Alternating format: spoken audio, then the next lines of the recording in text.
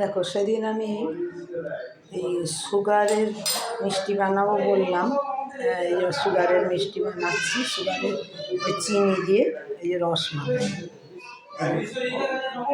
রসমালাই দেখো, এই যে চিনিটা, এই হচ্ছে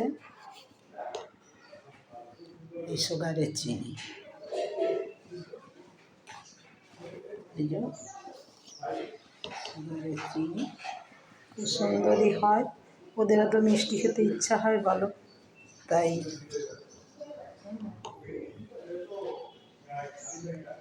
প্রায়ই বানাই।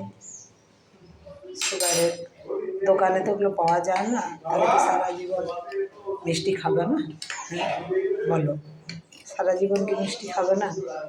কালাকাঁদ বানাই আর রসমালাই বানাই। এগুলো অফিস যায়, টিফিনে এমনিতেই হাজার রকম জিনিস খাওয়া যায় না, তাই জন্য টিফিনে নিয়ে যায়। রুটির সঙ্গে অত এমনিতে রুটি নিয়ে যায়, রুটির সঙ্গে এই মিষ্টি। বাড়িতেও কিছু কিছু সবাই খায়, কিন্তু ওকেই বেশি দেওয়া হয় আর কি।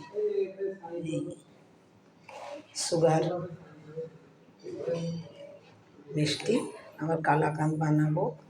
কালাকাঁদ কিন্তু দোকানে একদম পাওয়া যায় না, হ্যাঁ কোনো দিন পাবে না দোকানে, অথচ মিষ্টিও খাওয়া হচ্ছে, সবই খাওয়া হচ্ছে। কেক বানানো হয়, সুন্দর কেক।